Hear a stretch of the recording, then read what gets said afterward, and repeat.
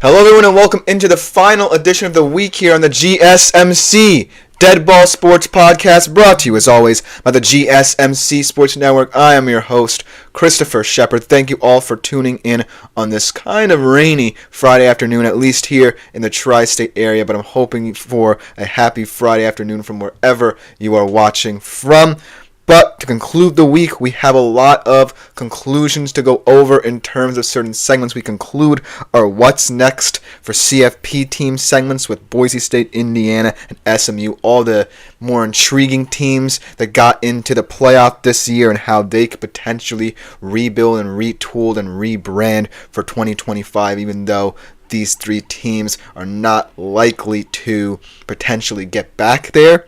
And then stick with the college football narrative and kind of bring a little bit of college football talk for the time being to a close. We look at a way too early top 5 for the 2025 college football season, and we conclude today's show talking a little bit of college basketball. College football comes to a close. Now we have to amp up for March Madness. We'll be taking a look at the top 5 in the latest AP poll and what could potentially look like for March Madness. But before we get into any of that fun stuff, I do want to remind you, as always, to like, follow, and subscribe to the network if you haven't done so already, to keep up to date with all the shows, as well as new content that may be released. But if you want to interact and contribute with our shows a little bit more directly whilst we are live streaming, consider making yourselves available to the Super Chat, Super Thanks, and Super Stickers features here on YouTube. As always, a great way to get your opinions out there. Tips and donations are also genuinely appreciated. You can also do this through our website, gsmcpodcast.net. It just makes our show that much more fun, interactive, and much better as a result with all your feedback and input and tips and donations as well. But without further ado, let us jump right into our first segment talking about Boise State and what could be next for 2025 and beyond for them. Now, the interesting thing about Boise State is that they have two things going against it when it comes to potentially getting back to the playoff in 2025. And the first being they're the lone Group of 5 representative. As always, for as long as the 12-team playoff remains the format, there will only be one Group of 5 team taking a place at the table. So, as the lone Group of 5 representative from this year, Boise State's challenge is pushing the narrative that potentially even more Group of 5 teams should be allowed a seat at the table. And that's tough because, number 2, you are perhaps losing the best player in the college football playoff, at the very least, most important player in the college football playoff from your ranks as well. Ashton Jeanty was truly a very special player for Boise State. Most of the offense ran through him, and as a result, it resulted in the second best running back season in NCAA history. And the fact of the matter is, this could have been a different story altogether. Ashton Jeanty could have done this at an Ohio State, a Miami, a Georgia, a program of higher stature than Boise State, but he decided to stay. He decided to spurn all the NIL offers he could have gotten elsewhere and decided to stay with Boise State, and as a result, catapulted not only his name and reputation, but the program itself into national attention and status. And losing that's going to leave a huge impact, not just on the program itself, but also this offense. Consider the fact that, like I said, Ashton Jeanty had the second best running back single season in NCAA history behind Barry Sanders. Nearly broke his record, had over 2,600 yards, 29 touchdowns. So all of that offense production is now leaving your program. And as a result, in 2025, it leaves a lot of weight on the shoulders of rising sophomore quarterback Maddox Madsen, who did not necessarily have the worst of seasons. In fact, he had a pretty solid season. Threw for over 3,000 yards, 3,018 to be exact. Had only 6 interceptions, threw about 20 or so touchdown passes. But clearly, he was amplified by Ashton Jeanty, and it showed in the college football playoff against Penn State. They were too reliant on Ashton Jeanty, and whilst Maddox Madsen made some decent throws in that matchup, it was clear that once they lean on the pass game to try and get back into it, Maddox Madsen simply couldn't deliver. But ultimately, when I think that Boise State is going to address, and have already addressed pretty well in the offseason thus far, is trying to find different options outside of just relying on one special running back, which you can't anymore. So here's why I think Boise State, heading into 2025, might falter in some regards, but might shine in others. And one of them is because of Maddox Madsen. But it can't just be because of him. Because outside of him and Ashton Jeanty, the only other big weapon on that offense was Latrell Caples, and you might be losing him as well. Correct me if I'm wrong, if there are any Boise State fans out there as well. But what I love what Boise State are doing is that they've taken advantage of their stature as a CFP team, as a lone group of five representative, and turn it into a positive. Now I feel like a lot of players, not just transfer portal additions, but recruits as well, really feel like they can be the next group of five superstar like Ashton Jeanty. And that's really helped boost their status as a top transfer portal destination, a potentially nice destination for these lower tier, potentially 3-star, 2-star, maybe 1 or so 4 stars in terms of rebooting this team. And so that's what I really like about Boise State and the future of this program. So let's talk a little bit about how they're going to look in 2025 and what they've already done to bolster their roster. Let's start on the offensive side of the football. Obviously, we know that Maddox Madsen will return for his sophomore season, and that's a plus, given that he had a very successful season. But what it's going to look like in the backfield is an even bigger question for a lot of Boise State fans. And I feel like it's not necessarily going to be one individual player. It's going to take a village. And they brought in Malik Sherrod, the Fresno State transfer, who had 966 yards, which was 4th in the Mountain West last year. It's definitely not 2,600 yards, but ultimately a small portion of what Ashton Jeanty could provide stems from Malik Sherrod and others as well. But ultimately, I feel like what went wrong for Boise State in 2024 was the fact that they lacked a perimeter threat outside of Latrell Caples that Maddox Madsen could rely on in the passing game. And so I really think that a lot of Boise State fans will be excited by a recruiting prospect that they were able to get. Wide receiver signee Quentin Brown is going to be a thrilling target for Maddox Madsen. In his senior season, he totaled 3,500 all-purpose yards. That is no joke. And 42 touchdowns. This is actually not in his entire season, but his high school career. But that's pretty impressive nonetheless for a group of 5 school to be able to recruit that caliber of player. And I think you'll have legitimate success with a guy like Maddox Madsen who can deliver calmly in the pocket when needed to. But like I said, it's going to come down to a committee approach in the backfield, starting off with a guy like Malik Sherrod to really balance out and complement what Maddox Madsen and Quentin Brown's connection can become. So I really like how they've addressed the needs of diversity in this offense, especially because not just is Ashton Jeanty going to be leaving for the NFL draft, but your offensive coordinator, Dirk Koetter, who's had a prolific career coaching in both the NFL and college football ranks, might be set to retire as well. So you're kind of being proactive, not just in terms of setting up for the replacement of Ashton Jeanty, but also the replacement of Dirk Koetter and trying to determine which players for your new offensive coordinator can really be appealing for this new hire. So that's really something that I like about Boise State.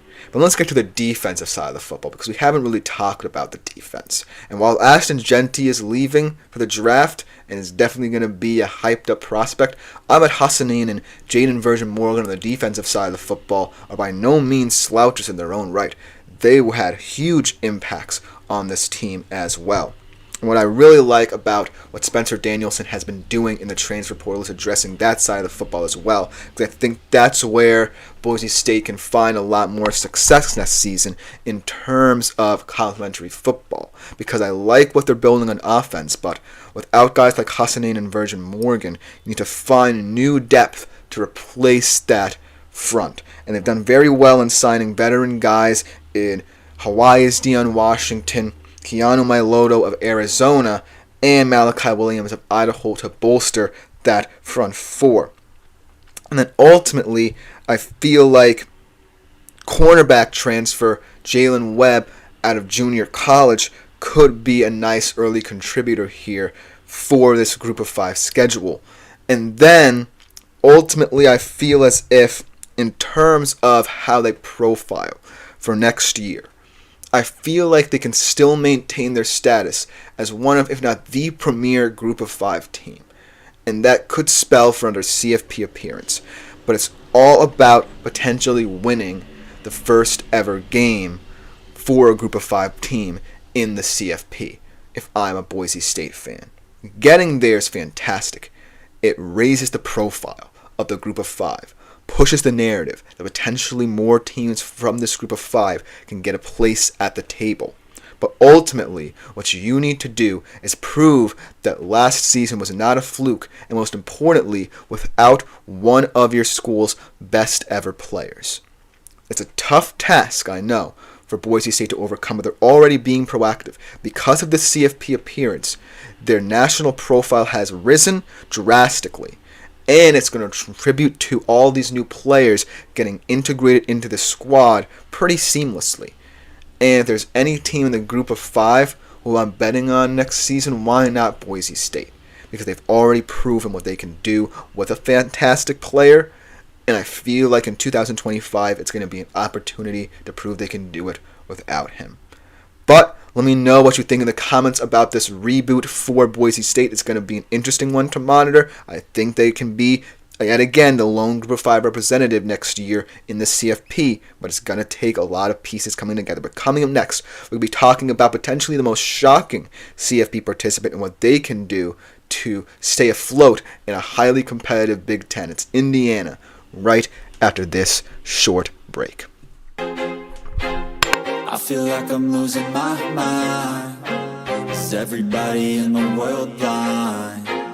Please, Lord, give me a sign, a sign. I feel like I'm losing my mind. Is everybody in the world blind?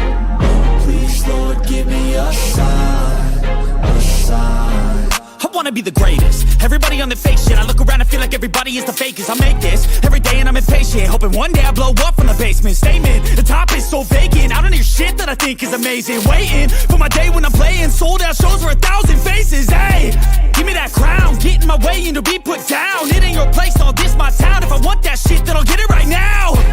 I'm losing it, the noose it fits. I'm losing shit, a stupid myth. You choose to live or choose to dip. You choose to fight or lose your grip and lose a gift. I feel like I'm losing my mind. Is everybody in the world blind? Please, Lord, give me a sign, a sign. I feel like I'm losing my mind. Is everybody in the world blind?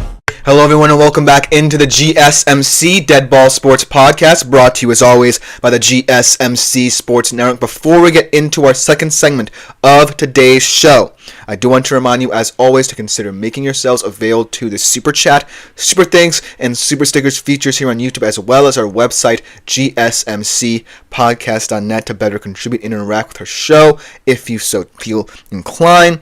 But other than that, it just makes our show that much better when you, our faithful audience, are leaving your opinions, feedback, and input in our comments section and giving us good tips on what we can improve on, what you really like about the show, or just any of your thoughts on all things sports. It just makes our show that much more interactive and thus that much better with your support. So we genuinely appreciate it in advance and look forward to hearing from you.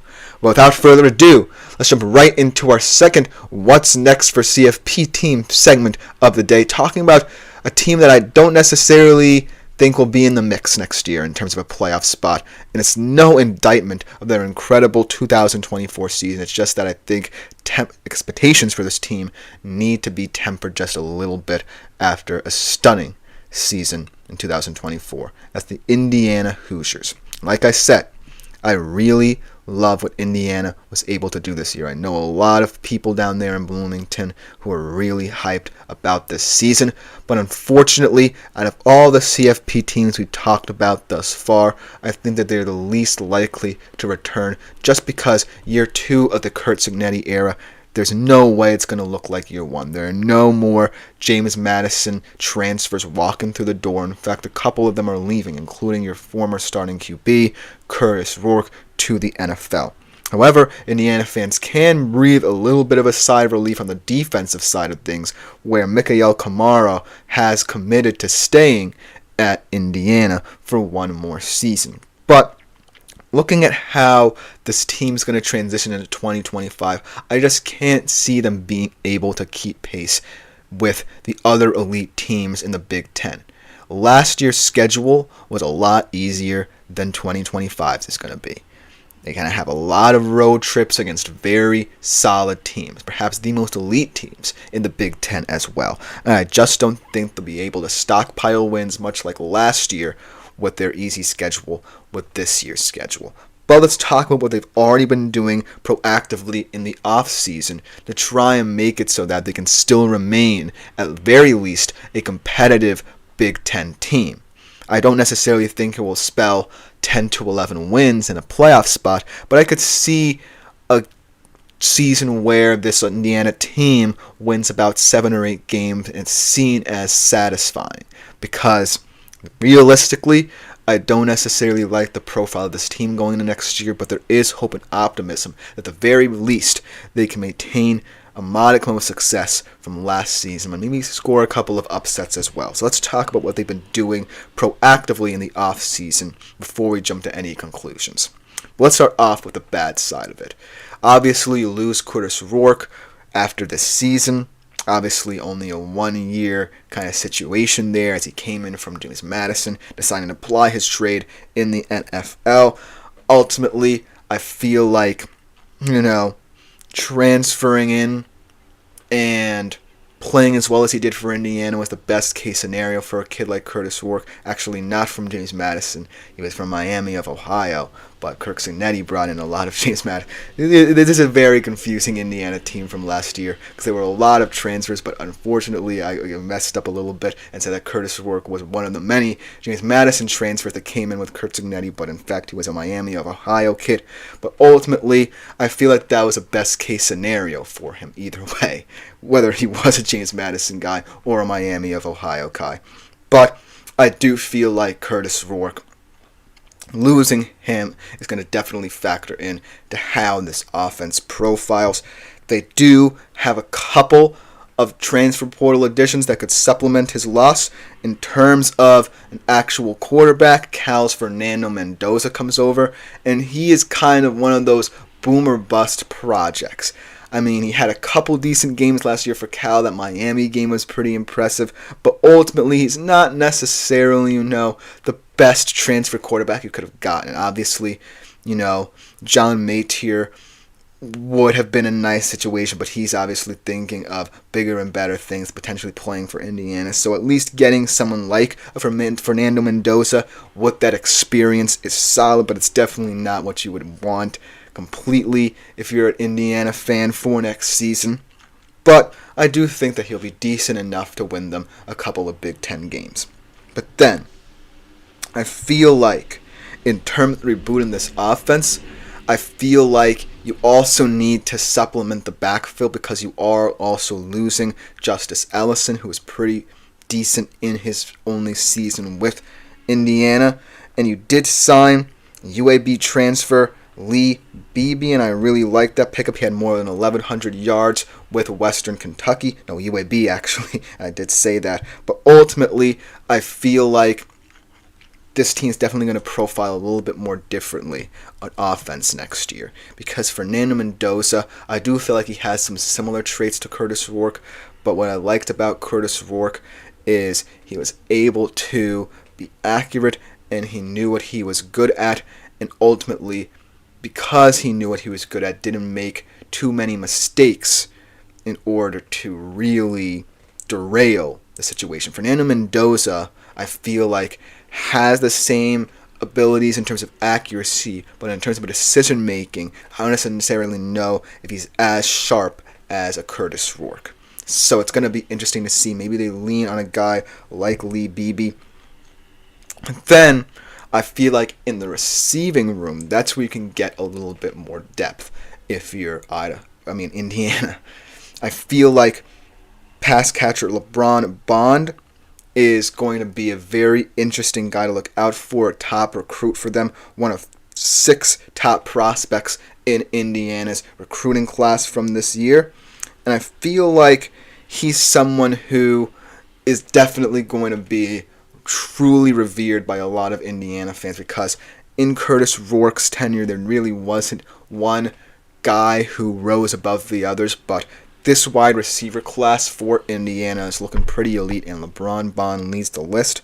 But now, let's transition to the actual strength of this team, because a lot of Curt Cignetti teams are known for their excellent defenses, especially in the front. And that front got a lot of good news with Mikael Kamara deciding to return for next season. He is the heartbeat of that defense, and I really like what he can do and how versatile he is. But they are still losing a lot of pieces from this defense. You lose James Carpenter, who perhaps had the best game of any defensive player for Indiana in their lone CFP game against Notre Dame. He had a blocked field goal, 2 tackles for loss. So you're losing that guy. In the interior, you're losing CJ West as well. 2 players who you really need to find replacements for. But ultimately, Mikael Kamara staying is a huge plus, because you're not losing all 3 of those guys. And I think Mikael Kamara is the best of all 3 of those guys, in my humble opinion. And you don't necessarily have to completely rebuild. But they are doing well in terms of replenishing the Carpenters and Wests of the world. I feel like bringing in Western Kentucky, this is where Western Kentucky comes into play. Defensive tackle Hosea Wheeler, who was a first-team All-Conference USA selection at WKU, is going to help up front as well. And then you also... Actually, I don't think they signed anyone else defensively, but they did pick up a 4-star safety in recruiting who can really bolster that secondary. Byron Baldwin, the 4-star, but ultimately, by being proactive and continuing to be proactive on the defensive side of the football, Curt Cignetti can really begin to put his stamp on this team in 2025, because that's where I think Indiana's bread and butter is going to come from. Stout defensive play. And with Mikael Kamara returning, potentially Hosea Wheeler being a big factor and contributor, and then Byron Baldwin shoring up the secondary, that could be where Indiana's focal points lay in terms of winning football games next year. Because I think this offense can steal you a couple of games. But like I said, I'm not as confident in Fernando Mendoza being an apt replacement for Curtis Rourke next season as some Indiana fans, because I truly think the beauty of last year was that Curt Cignetti knew a lot of these transfers, not just from James Madison, but knew who he wanted immediately, and he brought them over with him, and they seamlessly integrated into this Indiana team.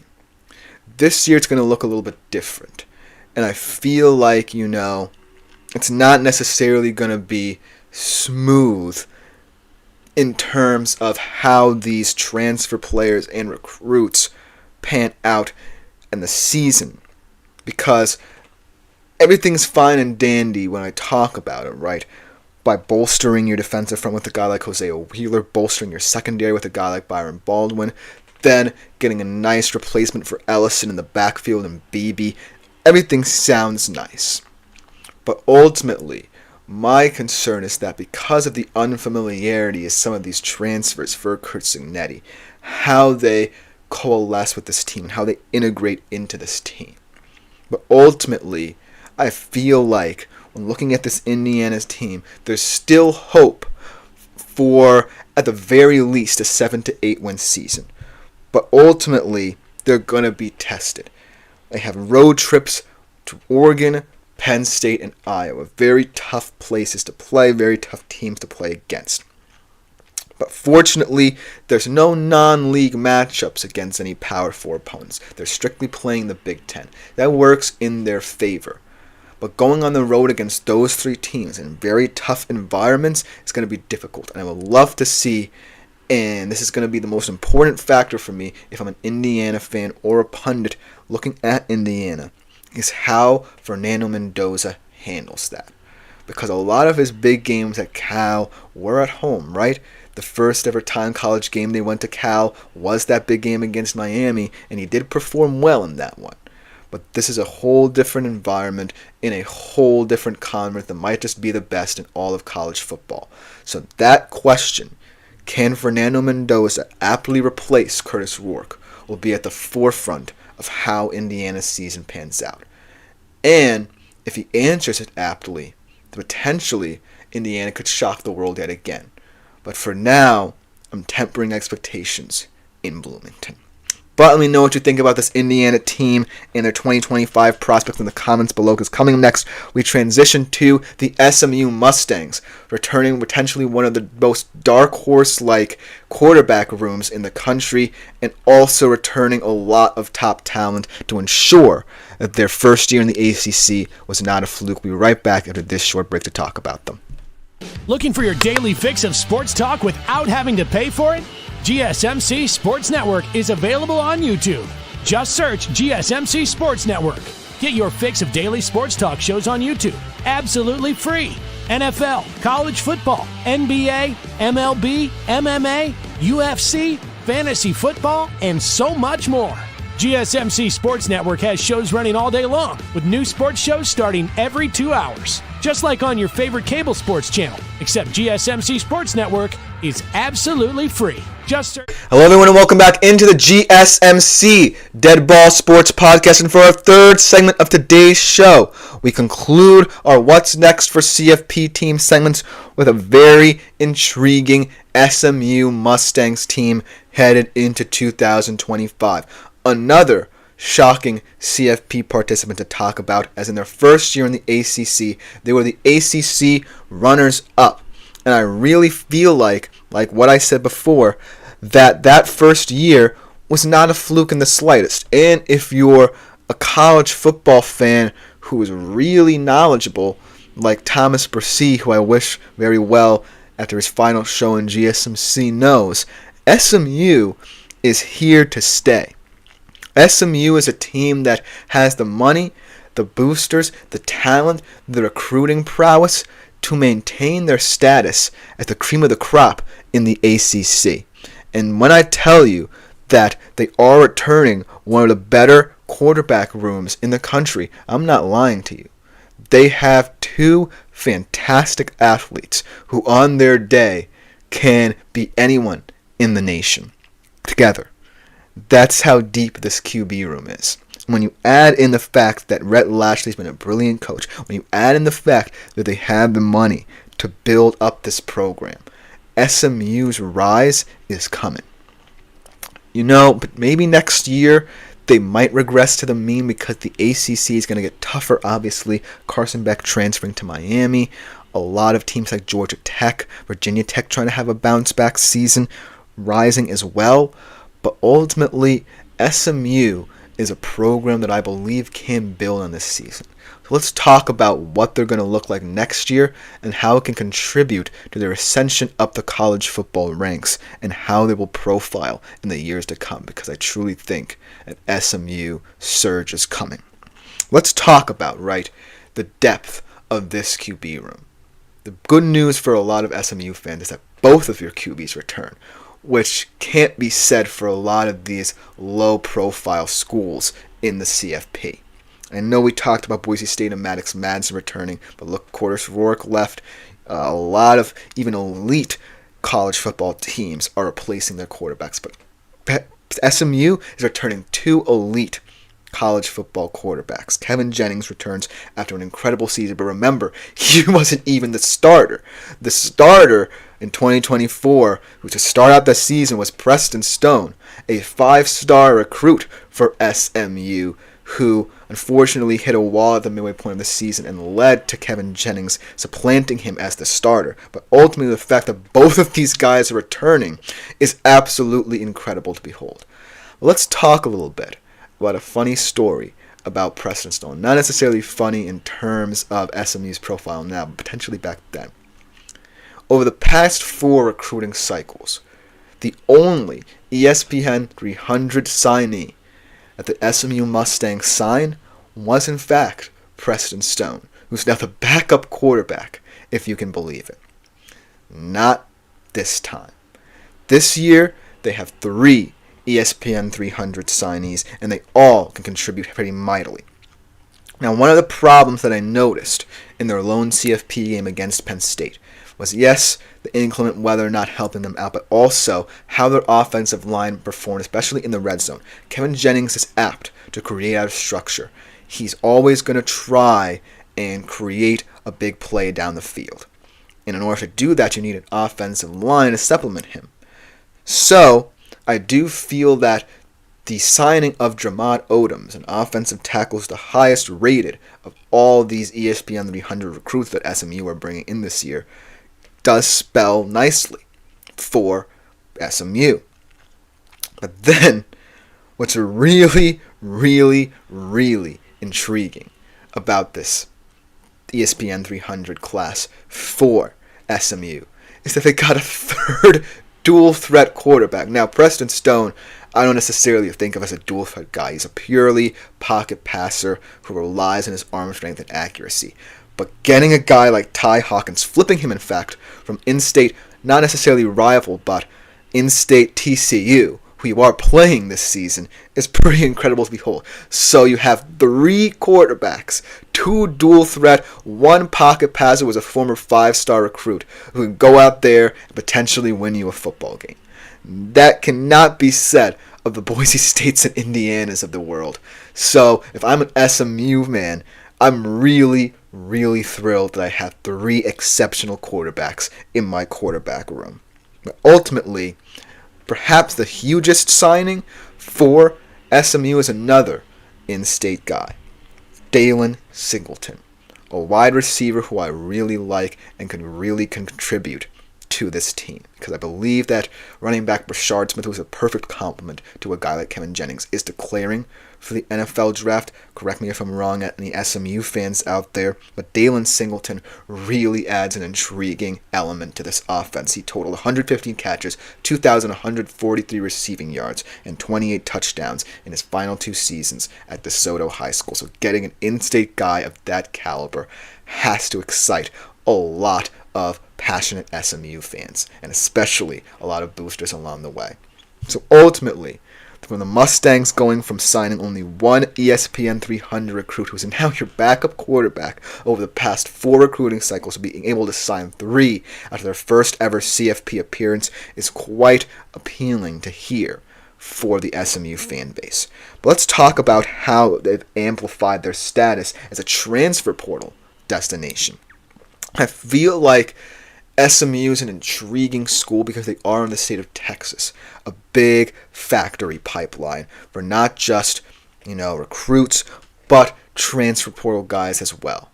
And the fact that SMU is one of 2 Texas schools in the CFP really ignited the fuel of going to a state like Texas, playing for a Texas school. And even though SMU is not on the level of Texas just yet, they are getting there. And it's showing in how well they've been able to recruit and how many players want to come play for Rhett Lashley in this very intriguing program in the ACC. And I feel like what I really love about this particular recruiting class from the transfer portal, specifically for SMU, is that it really bolsters all the needs I feel SMU are targeting very specifically.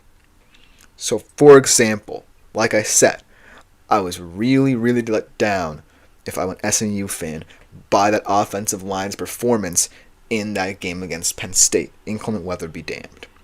So, what do?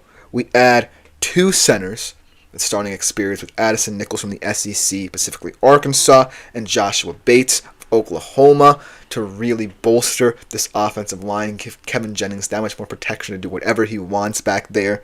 And then, on the defensive side of things, you don't necessarily have a big profile player, a high profile star. You had Isaiah Nwokobia, who had a decent year, but I think he's also going to the NFL draft, and you really need to supplement a lot of different depth pieces on your defensive front. So you add linebackers Akai Barber out of East Carolina, and a redshirt freshman for that matter, defensive back Chasen Johnson as well, and you could still be in for USC transfer defensive tackle Bear Alexander, although I think he might have gone somewhere else because I did write this many weeks ago.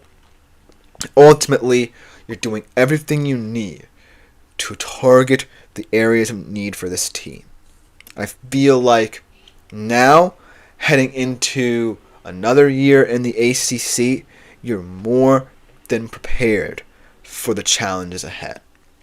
And so, I feel like with all these additions, especially in the offensive line, I really like how Jamad Odom's profiles as a 6'6", 305-pound tackle.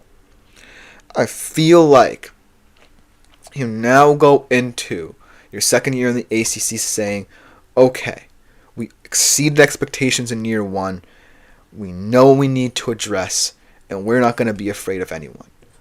And despite the fact that the ACC is attracting attention, not just on the field, but off the field, with all the transfers, with all the talks about new deals for media rights and things of that nature, I feel like SMU transcends that noise at this point in time.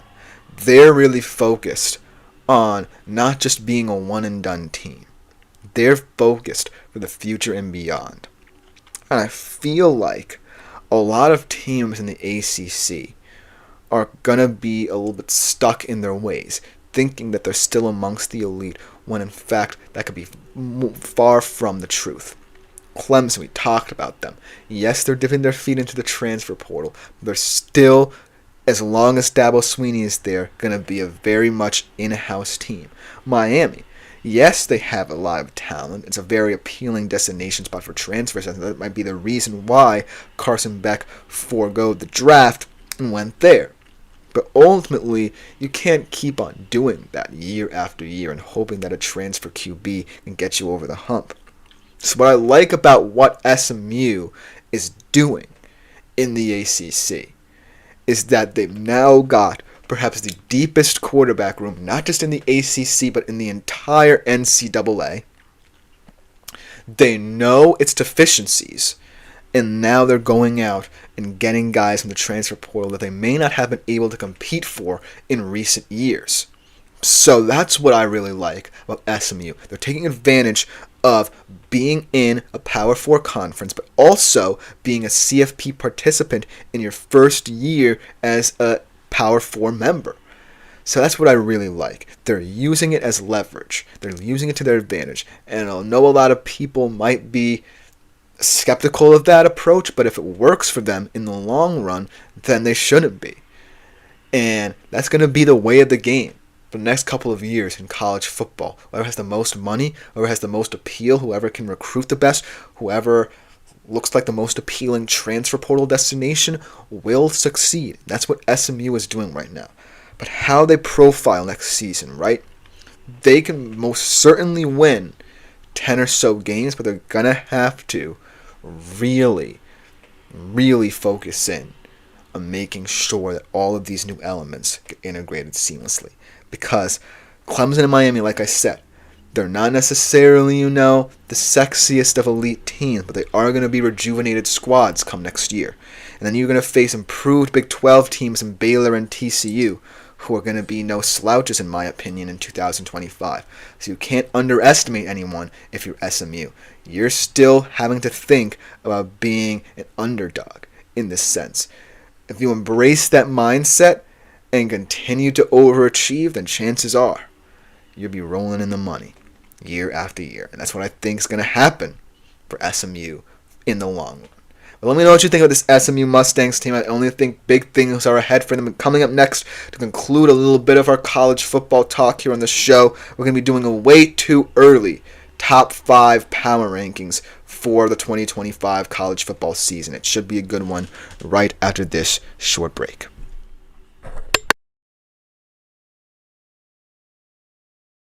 For the best and latest podcasts available anywhere, go to the podcast app on your cell phone and type in GSMC to access free content-rich podcasts on health and wellness, book reviews, sports, entertainment, relationships, social media, movies, technology, finance, and even weird news. Subscribe and download the GSMC Podcast Network's family of shows, available every... Hello everyone and welcome back into the GSMC Dead Ball Sports Podcast, and for our fourth segment of today's show, to conclude a little bit of the college football talk on the show for the time being, we'll be doing a way too early top 5 power rankings for the 2025 college football season, and it profiles to be a good one, whether it's new phases and new places, new starting QBs, assuming a difficult mantle, being tested early on in the season, a lot of intriguing schedules to take into account.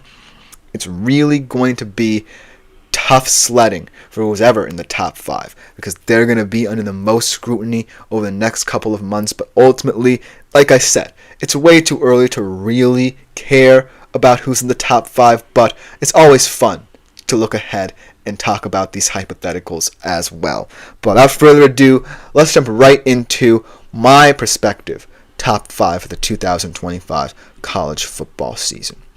At number 5, a team that we didn't ultimately talk about in terms of our What's Next segments, but a team that I'm really intrigued to see in 2025, the Georgia Bulldogs. The big question about this Georgia team, in my opinion, is developing more of a downfield passing game. And with Gunnar Stockton now at the helm, I do believe that can come to fruition. We saw him make a lot of big throws in that quarterfinal matchup against Notre Dame, and I really think he has the capabilities of opening up that vertical threat in the Georgia offense. But ultimately, Arian Smith and Dominic Lovett, two of your top receivers and top vertical threats, are gone. So it's going to be about developing different weapons that you bring in, whether it be through recruiting or the transfer portal, for Gunnar Stockton to have. You're doing a very good job of that. In the transfer portal, you brought in 2 very nice tight end prospects in Elias Williams and Ethan Barber.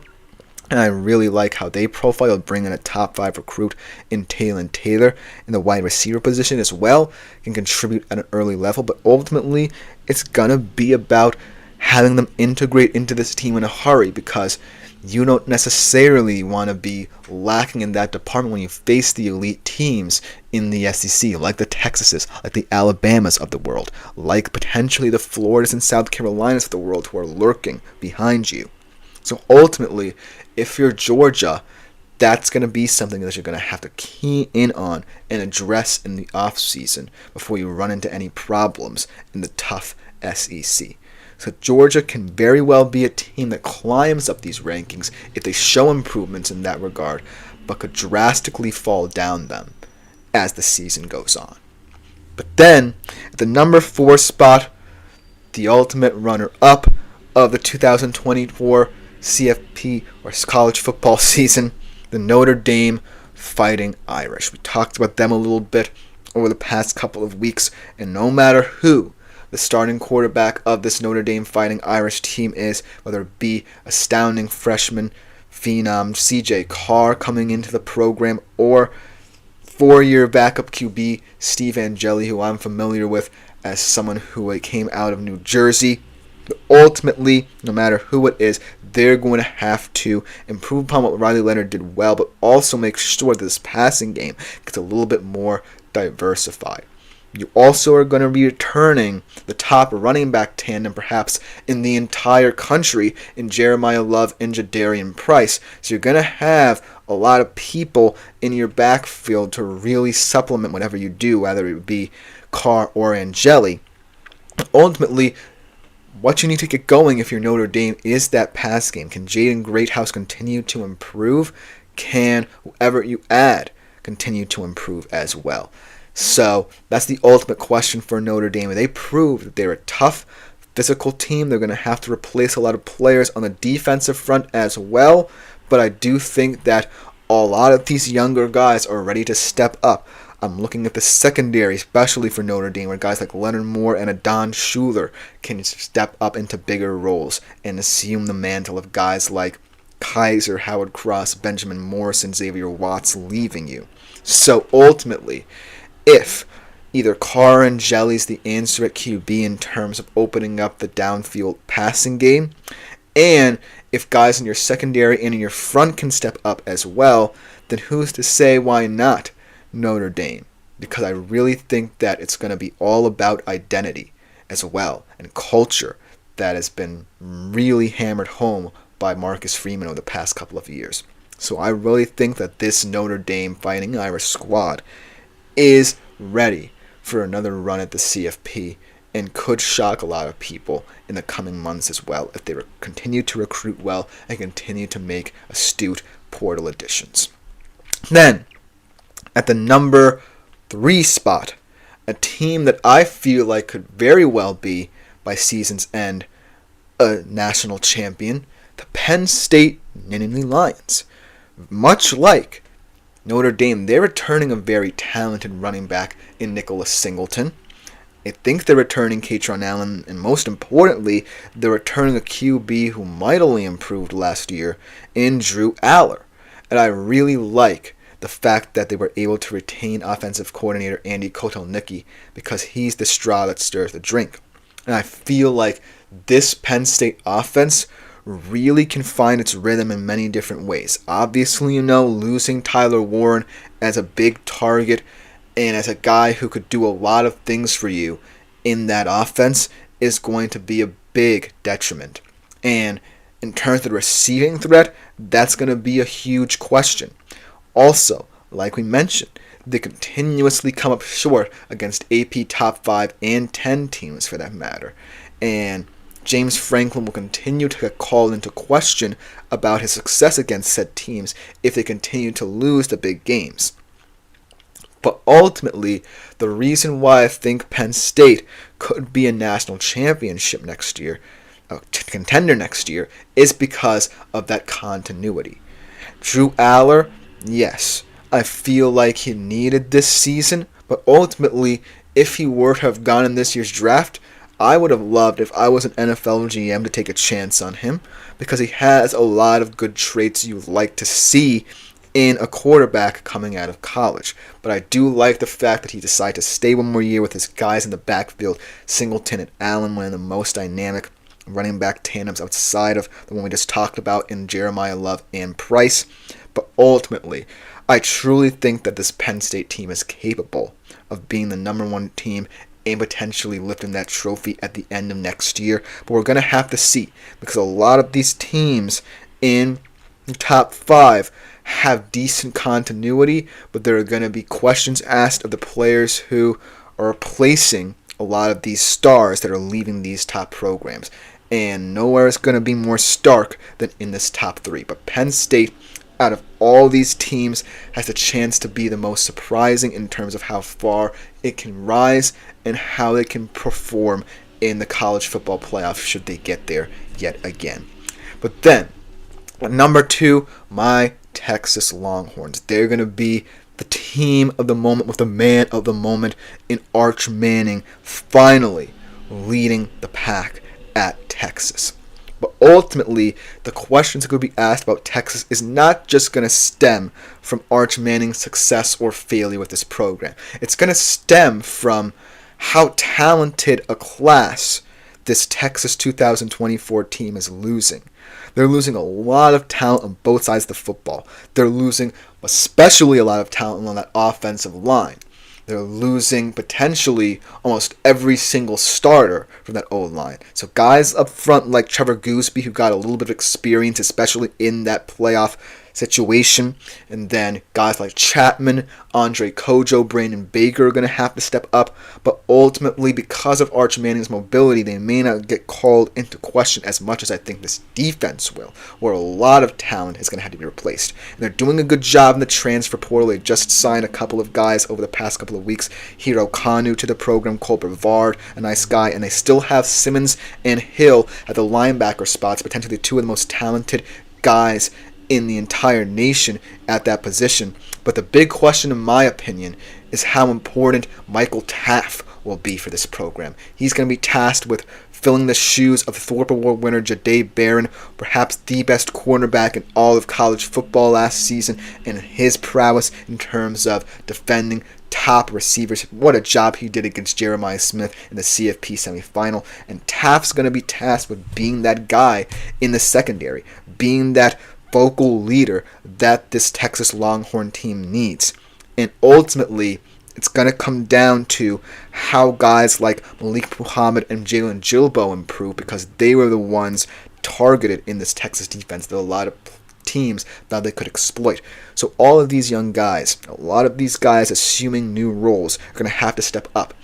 And they're going to have to start quickly, because in the first game of the season, they're going up to Ohio Stadium to face the number one team on this list, the Ohio State Buckeyes. And a lot of questions are going to be asked of this team as well, and a lot of people might be skeptical as to why they might be a preseason number one. They, as well as Texas, are losing about equal amounts of talent, especially for Ohio State on that number one defense from last year. Guys like JTT Tuimoloau, guys like Jack Sawyer, Cody Simon holding it down at the linebacker position, and always my prep brother. But ultimately, I feel like the reason a lot of people are high in Ohio State is because of Julian Saint, this impressive recruit stepping into the role of QB after the success of Will Howard. And then, of course, Jeremiah Smith. Who would not be excited about having Jeremiah Smith as one of their top receivers?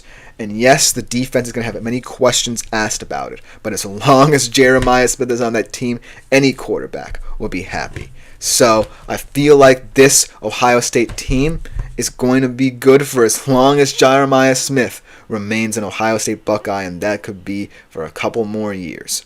But ultimately, that game, the first day of the season between Ohio State and Texas, will go a long way to determining who could be top dog in 2025. But let me know what you think as we kind of conclude our college football talk for the time being here on the show. And now we transition to conclude the show and the week here on the GSMC Dead Ball Sports Podcast to college basketball. A lot of talk about that particular sport is going to amp up over the next couple of weeks. We're going to be specifically talking about the AP poll when we come back after this short break.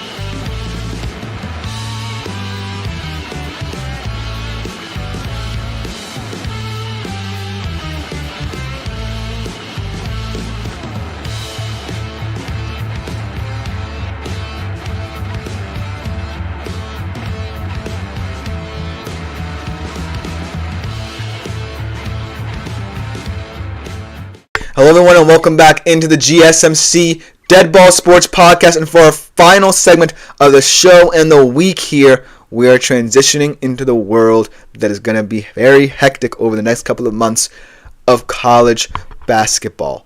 We are finally in the thick of getting into the March Madness mood. We are a month or so away from a lot of college basketball talk, but I want to preview it all by looking at the latest power ranking / AP poll of this season. A lot of impressive teams to talk about, a lot of national title contenders, but also a very exciting win and award race between the top two teams and their respective standout stars. So without further ado, let's jump right into an AP poll analysis unlike any other.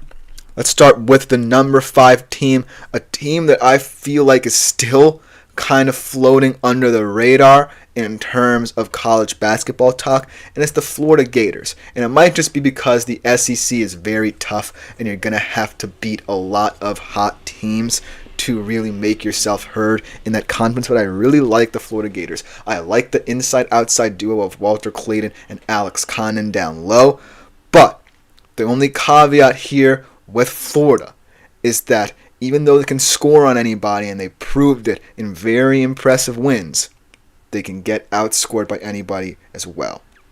And here's what it all comes down to. The past couple of weeks, they had 2 losses. One was to Kentucky, which makes a lot of sense because Kentucky's a very elite team as well. I know how capable they are of getting hot. They gave up 106 points in that loss at a clip of 1.48 points per possession. And then against Missouri, they gave up 83 points on 1.21 points per possession. And coming up next, they have 2 very tough games in the conference. Tomorrow night against the Tennessee Volunteers on the road at a raucous arena there, and then versus a red-hot Vanderbilt Commodore team who no one saw coming in the SEC.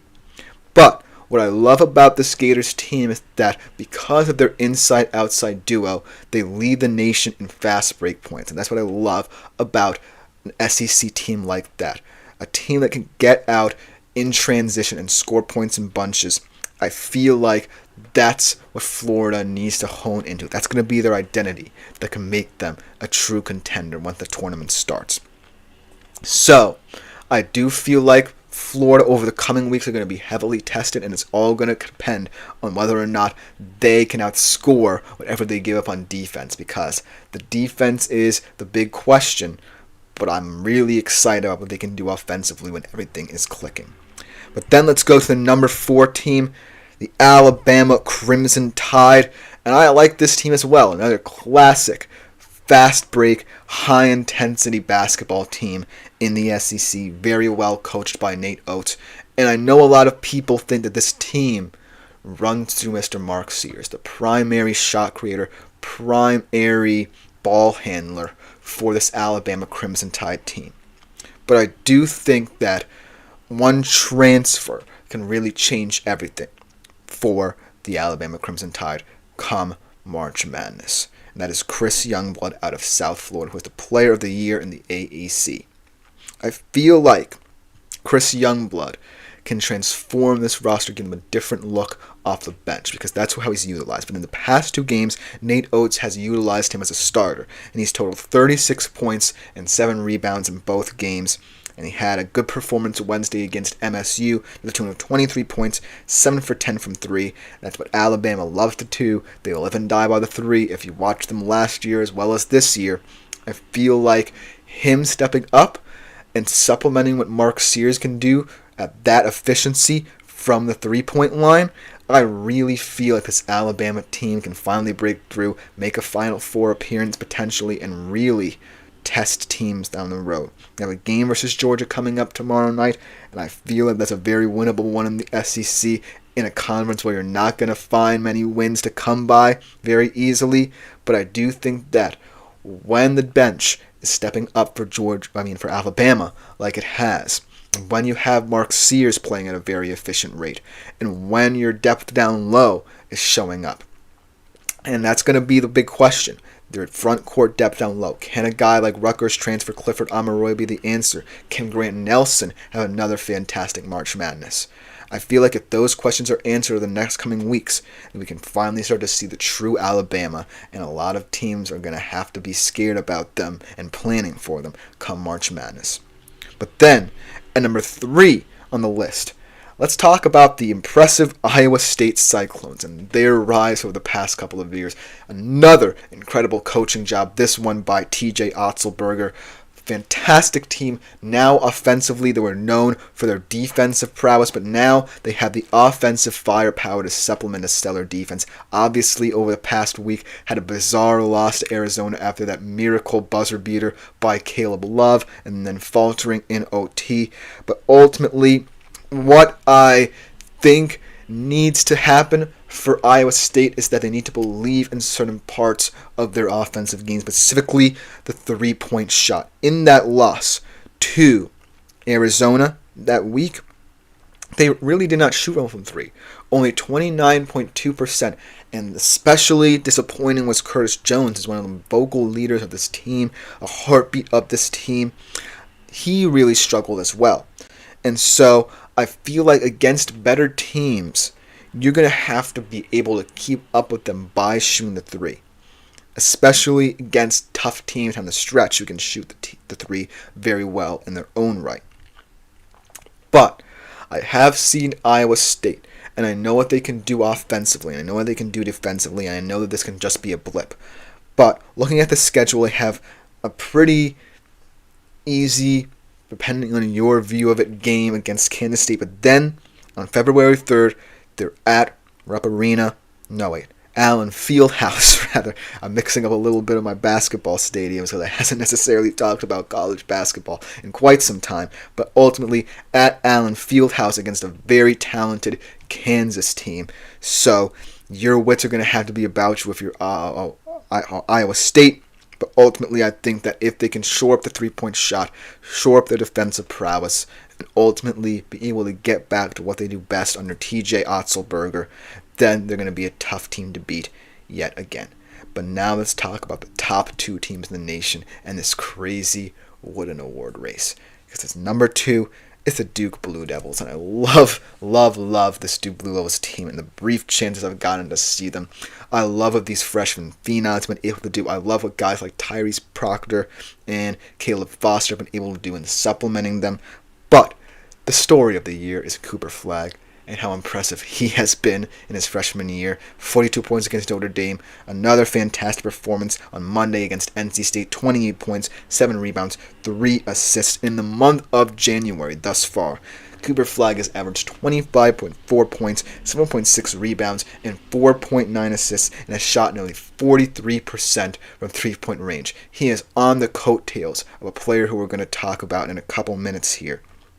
But ultimately, I feel like he's established them as a national title favorite with his play. But when you look at the outlook of this entire team, I really think that a lot of these other guys, not just Flagg, who are freshmen as well, can contribute to a deep March Madness run as well. I really think that if Con Kneppel becomes a better two-way player and finds his three-point touch a little bit more efficiently and consistently, then he's going to be a very dangerous player. Mark my words. Already making high IQ plays on both ends of the floor, but if he can really elevate that three-point shot that he's known for, then he can truly become a sneaky dark horse contender to be a breakout star in March Madness. And then Kaman Malwak, not necessarily getting as many minutes as I would like him to as that big man down low, but he can be very effective on both ends of the court as well. Very solid rim protector. Also, we checked it to go in the top 5 in next year's draft. But I really do like how he might profile in the coming months as his minutes get amped up and his usage rate gets amped up. But it's all about the Cooper Flagg show. But I believe that yes, even though the player who we're about to talk about, the team who we're about to talk about, lost him for a couple of weeks, this guy still is going to be tough to beat because at number 1 is Johnny Broome and his Auburn Tigers. Now, Johnny Broome, yes, he is someone who, because of that injury, is going to have to really prove over the next couple of months that he can't be caught by Cooper Flagg, who already, in many people's minds, has caught him up. But in the past 2 games after his return, he's played 66 minutes thus far, and he's looked like a charm. He looked like he hasn't missed time in the slightest.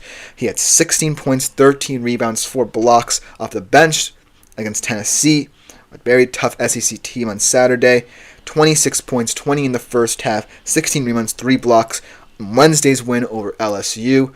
That puts him at 9, 20, 10 games this season. That's the most in Division I thus far. He also is the first Division I player this year to post multiple games with at least 25 points and 15 rebounds. If you ask me, that's pretty impressive. And what I like about Auburn is that they didn't miss a beat without him. Chaney Johnson aptly filled his shoes as their front court option. Freshman guard Tahad Pettyford, another guy who I'm all too familiar with as he played for Hudson Catholic, one of our rivals at St. Peter's Prep. He really stepped up big off the bench in critical minutes in his absence, but ultimately Broome is back, and he's back to prove a point that he is the best player in college basketball and no freshman phenom can stop him, and that Auburn is the best team. And thus far, they've done little to disrupt that notion. Although, I'm really excited to see if all three of those freshmen from Duke really step up and come together. Cooper Flagg's going to be even more dangerous because Con Kneppel can stretch the floor. Kaman Malwalk is that down low presence, and Cooper Flagg wreaking havoc all over the place as a two-way star could spell danger for Johnny Broome and Auburn's win award case and title chase, respectively.